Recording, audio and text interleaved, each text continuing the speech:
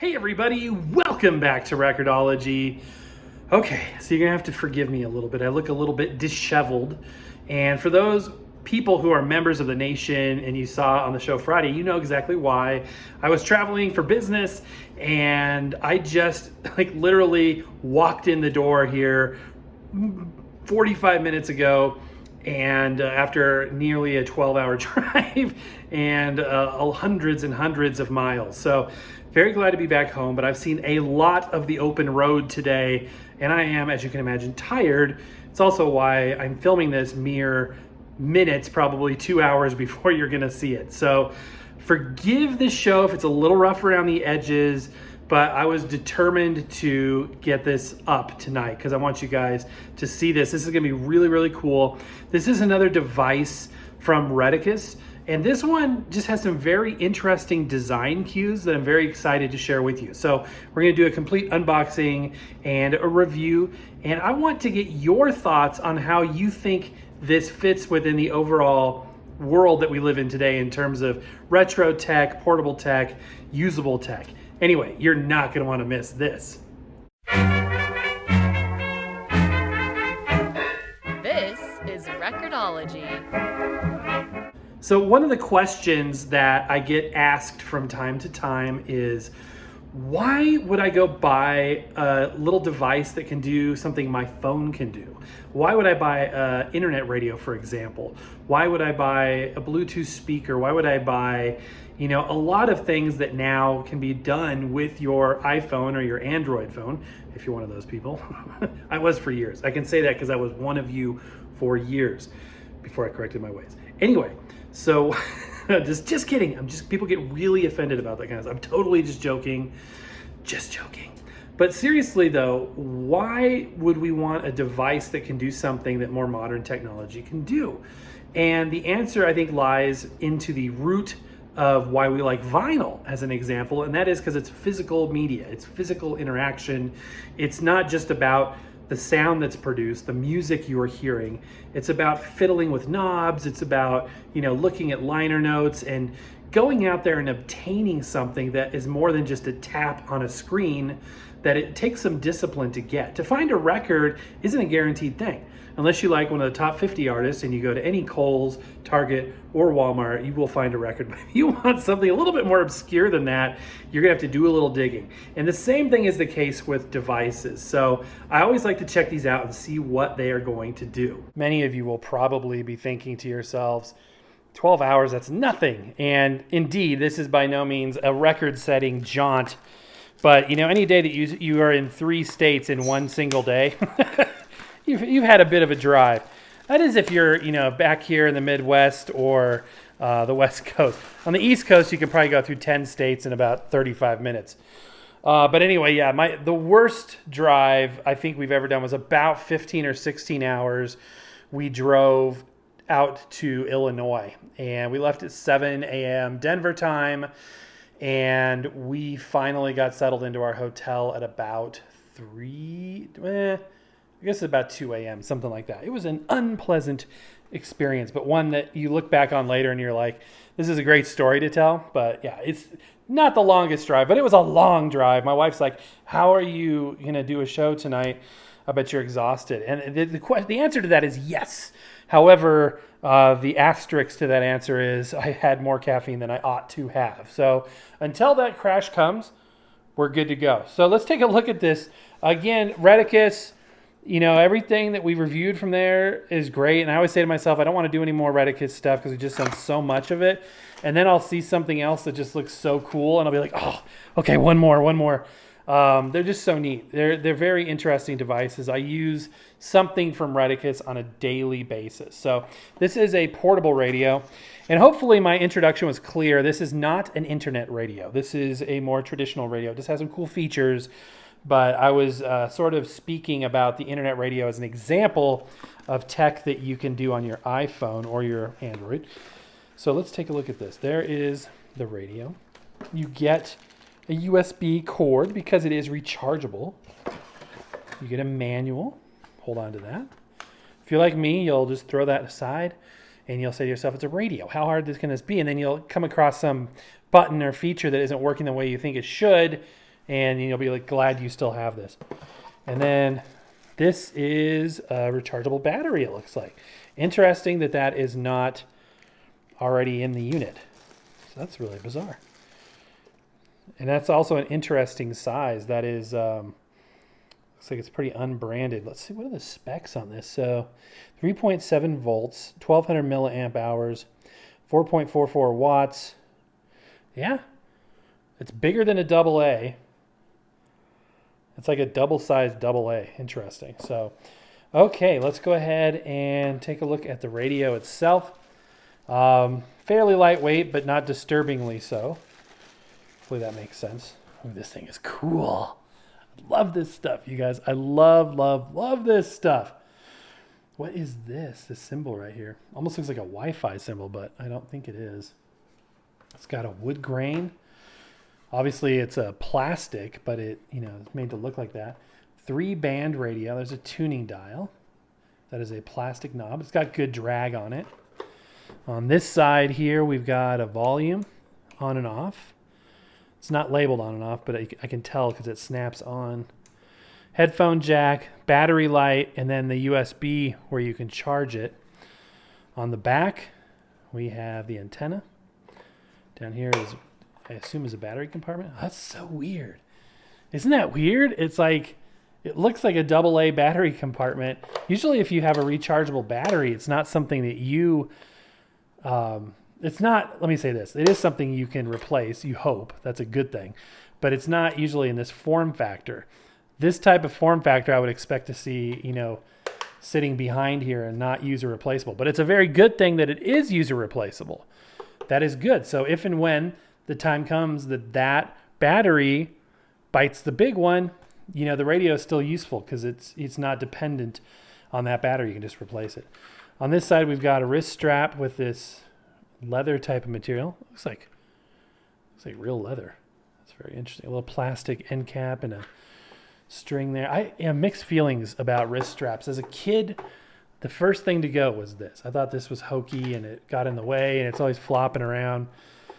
And I never thought I would, spend any part of my life walking around with this thing dangling from my wrist.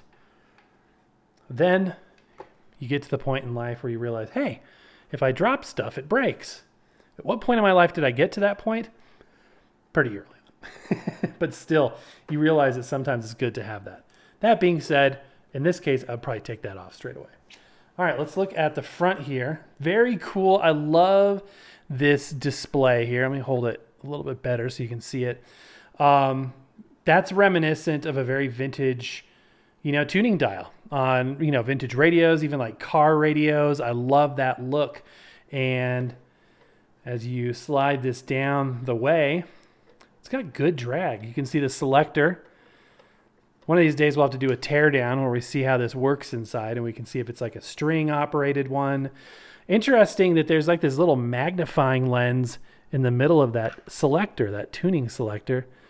And it kind of magnifies, your progress along the back panel there. Kind of interesting. And this sliding switch goes between the three receiving modes. It has FM, medium wave, which is AM, and shortwave. And that's pretty much it, a 3-band radio. So let's go ahead and power it on. So this was the volume. It looks like there's one speaker there. You can kind of tilt it back and see that there's a speaker there. Let's see what the specs are real quick. Why don't we look at the specs? Okay, so it shows the frequency ranges there for the FM, medium wave, and shortwave. I used to love shortwave, and I've talked about this, I think, before. I had multiple shortwave radios. I would sit at home and just try to... I had like a map where I'd put pins where in the world I'd picked up radio signals from. I just had a blast with that. Now, the internet has obliterated that. To show a kid today, wow, you can get a station from China. They'd be like, who cares? I can pull up every station from China on my iPhone. So I don't know if we'll ever be able to convince kids again that that's a cool thing. But back when it took a shortwave radio to do so, that was a very interesting thing. That being said, there's nothing left of shortwave. It's been totally gutted. There's very little out there. So, and they're weak. I think they're broadcasting lower strengths than they used to. So we'll try, but I doubt we'll get any shortwave. Let's see. Let's look at the rest of the specifications there. It is a 100 millimeter speaker, 6 ohms. Maximum power without distortion is 1 watt.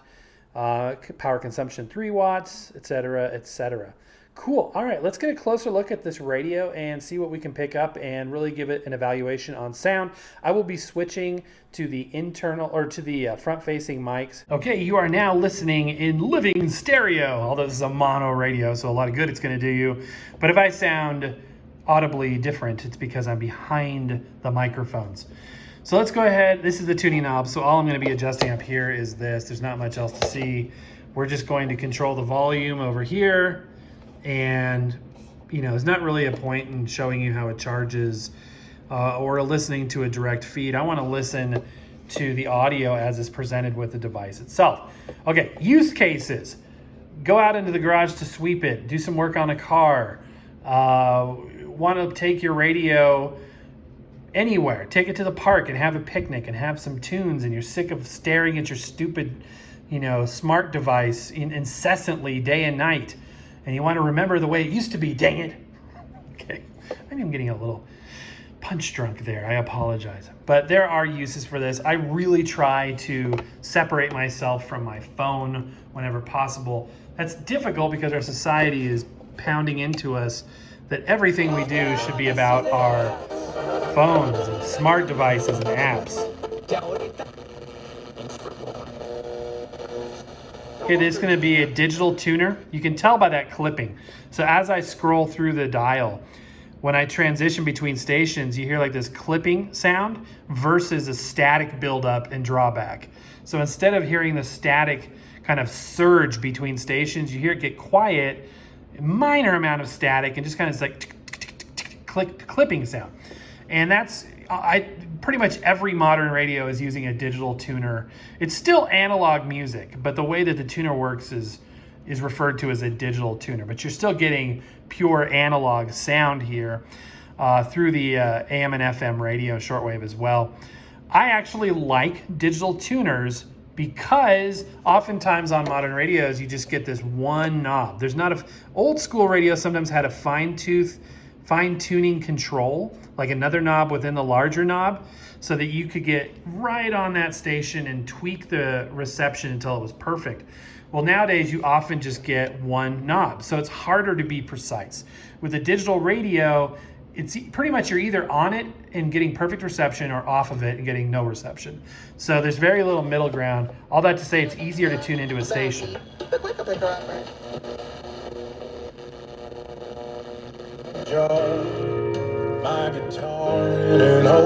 Wow, it's got good bass. Though the stories could be read separately, they share a theme of the interaction of humans and robots with an overtone of morality, and when combined,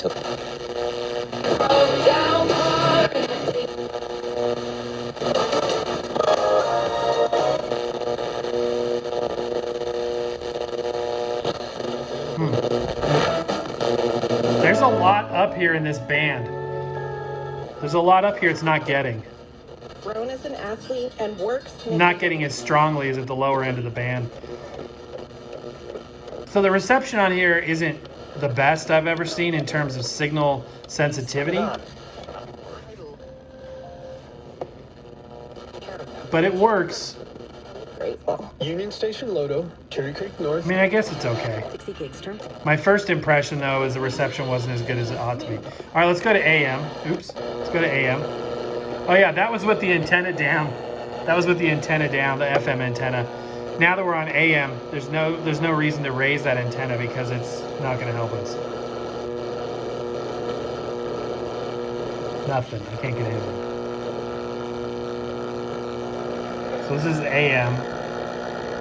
There are stations here. All right, I'm going to raise this just for grins, but...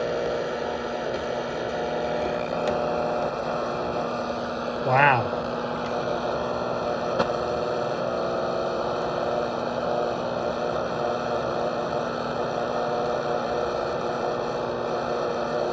Nothing. I can't get anything AM. That's not good. I don't know why. Wow. Okay. That's not good. All right, shortwave. This will be amazing if we get anything on shortwave.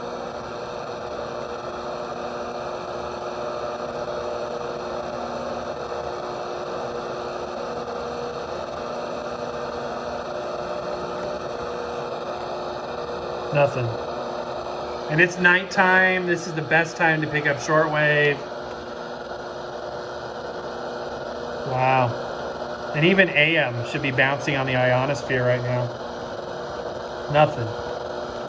Okay, guys. I mean, I don't want to say this is the first bad Reticus radio I've ever seen, but I've never had one yet that I couldn't pick up at least something decent on AM and something very faint on the shortwave. I mean, at least shadows of spoken word, but I couldn't get anything on AM or on shortwave. So that is a bummer. FM was meh, as I talked about. So weaker reception on this. You know, part of that may depend on the battery status. I don't see a battery warning light, but I could conceivably, you know, understand if the battery was weaker, therefore the reception was weaker, but I don't think that's the case.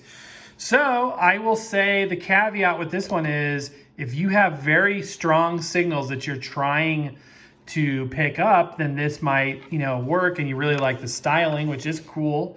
I do like this. This is very 1984 to me. Still don't know what this means, what this is down here. Take the caveat of if you're in a weak signal area, this may not be the one for you. Look at a different radio. But if you've got super strong signal, then you know you may like this. It is cool in terms of styling and, you know, fit and finish.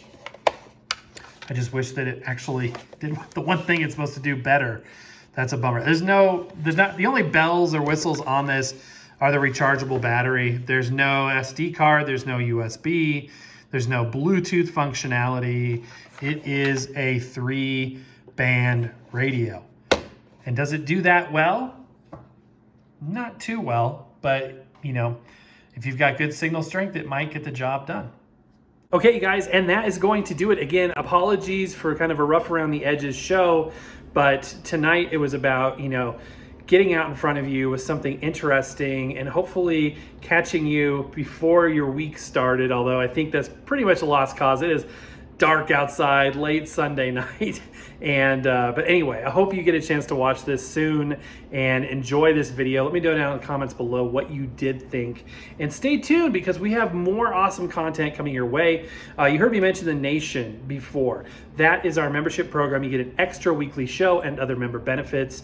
And we also do videos on TikTok, completely different content over there, which is really fun. The rules are different, so you know the way the show is presented is different. It's not really a show; they're videos, but you'll see what I mean. It's fun, it's cool, it's really, really interesting. If you're trepidatious about TikTok, as I was for years, give it a try. It's really not that big of a deal, and you'll find there's a lot of content that we like over there. There's a lot of retro tech, there's a lot of records, and even some of the content creators that we have grown to love here on YouTube are over there as well. And you can, one thing I was worried about TikTok is that I don't want a bunch of garbage. I don't want a bunch of sleaze. I want, you know, just the content that my YouTube feed has been sort of filtered down into after years of, you know, liking videos or disliking videos. The algorithm knows what you like. The algorithm for TikTok is extremely responsive. So when you know, like something, dislike something, follow something, it very quickly adapts to that and gives you a feed of very relevant and interesting videos. So anyway, that's my 2 cents. All that info's down in the description below. Most of all, just thank you for being here. Give me a thumbs up if you haven't done so already. Subscribe. But that's going to do it for today, guys. Happy record hunting, and we will see you real soon.